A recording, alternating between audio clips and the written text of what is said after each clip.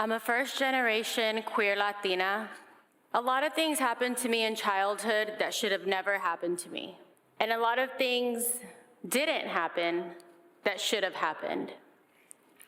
On August 16th, 1994, I was 8 years old when I got woken up to screaming, and I thought it was just another regular night at home with my parents fighting. Today, I wish that that's what happened. That night, I remember waking up to the news of losing my brother, my protector, Fabian. Fabian was 19 when he was on his way home from finishing the American Airlines Academy. He was on his way home when he lost his life in a tragic accident.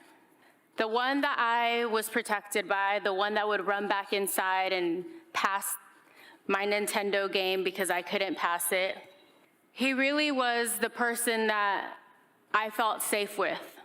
I think all of my sisters and my mom felt safe with.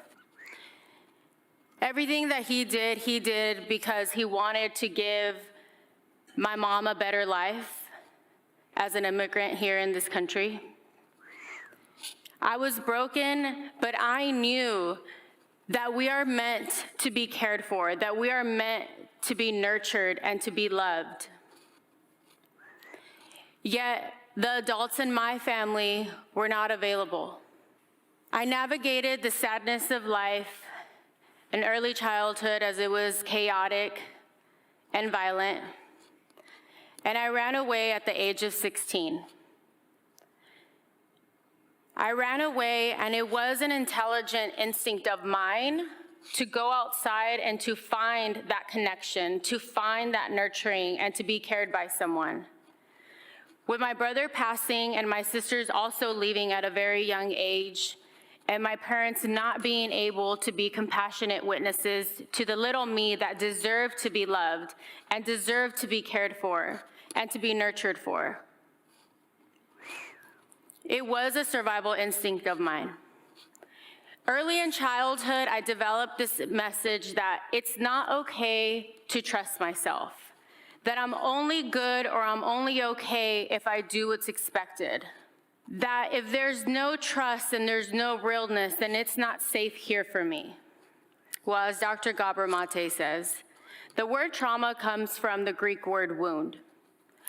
Dr. Gabor Mate says that trauma is not the thing that happened to us, but it is a result of what happened inside of us as a result.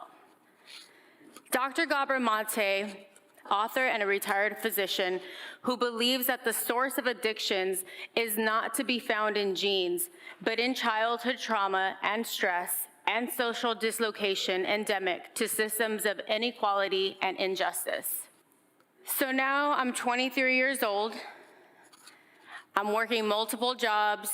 I'm living on my own. I'm from relationship to relationship, trying to figure it all out. But I knew that what I was doing in life was not sustainable. So I was wondering, what am I gonna do with my life?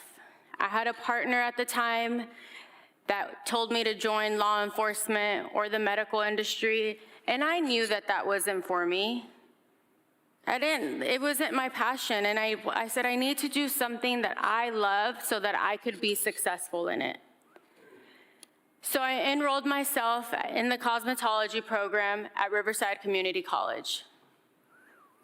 Finally, a place where I can show up as a queer Latina, where I could show up as my authentic self, I could be myself, I can express myself through hair and makeup. And this was the first time that I experienced somebody seeing me, somebody that saw in me what I didn't see in me. Mr. Sinegar, an angel of mine. Mr. Sinegar would walk around with his clipboard and he would point the pen at me and he would look at me and he'd just stand there and he'd say, I don't know, you're gonna do something. I don't know what it is, but you're gonna change things. And I continued, doing hair, gone through life. And then it's 2020 and COVID hits. The world shut down for all of us. It was a tragic year with fatality rates rising. I was no longer able to create magic behind the chair. But I chose to find the magic in myself. I said, I'm gonna do everything that I wanted to do, but I never made the time to do.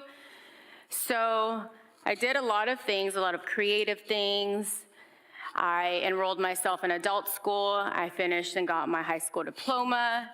I enrolled in a course at Berkeley College called The Science of Happiness. During that course, as I was prepping for this, I found this that I had wrote down, which is happiness, the experience of joy, contentment, or positive well-being combined with the sense that one's life is good, meaningful, and worthwhile. I right away knew that that's not what I thought happiness was, or what society says it is, and definitely not what I experienced at home. I finally was introduced to the Enneagram Prison Project, who is on a mission to understand why people do the things that we do, both behind bars and outside of bars. I had the privilege to take their course because they weren't able to go inside jails and prisons. And my partner said, babe, you should really take this, you have the time. I said, okay, I'll do it. I did it with them. The Enneagram is a psychological tool that helps us identify our patterns and why we do the things that we do. I did it. I really went inward. I became a guide. I translated the workbook from English to Spanish, and I really dove deep into it. But more than anything, I remembered who I was. I began to unpeel the layers. I began to see who I was. I believe that it is my birthright to know my worth, to feel safe, that my feelings do matter, that I am important. As an Enneagram Type 6, when I'm able to feel grounded in my body and I'm able to be present with myself, I'm no longer doubting how we're gonna get there or where we're going. I just know, and that is enough.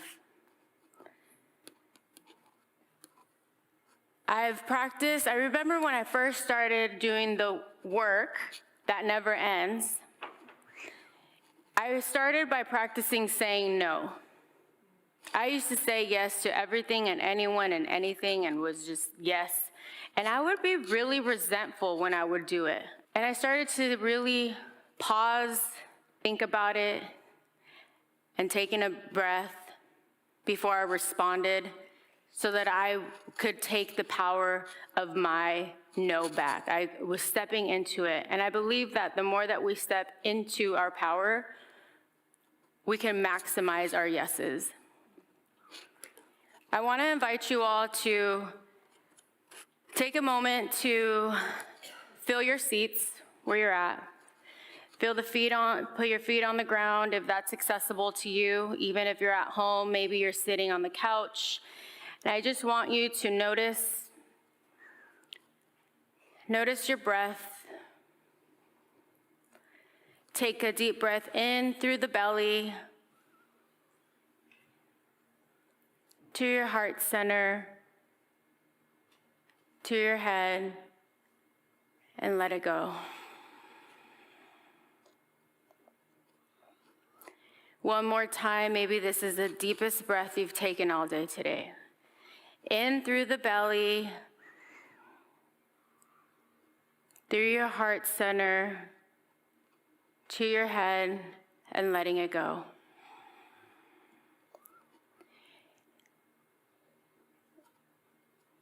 If you haven't closed your eyes, I invite you to close your eyes, to imagine a candle lit in front of you.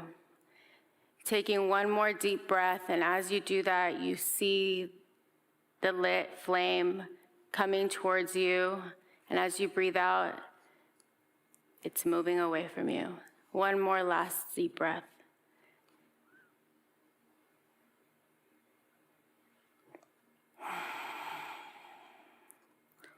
You can open your eyes. And whatever lands for you, I want you to take that with you.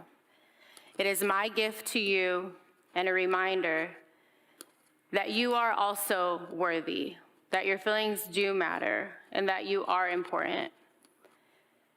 All of this didn't come easy, but I really have been able to understand that my parents loved me. They were just doing the best that they could do with the resources that they had. Of course, my mom wasn't able to be there for me the way that maybe a parent should be. As coming as an immigrant here and raising 5 children and losing a son and all of the things. So I've been able to go inward and to give my inner child and to hold space for myself so that I can be able to heal and show up for others. It's through practicing meditation, through pausing, through reflecting, through journaling.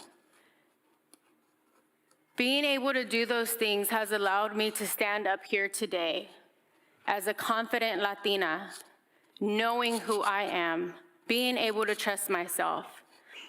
A Latina entrepreneur that now has a nonprofit that is trauma-informed to be able to develop individuals both professionally and personally, because I believe that it takes us to be spiritually, physically, emotionally, socially, and somatically to be aligned to be able to thrive in this world.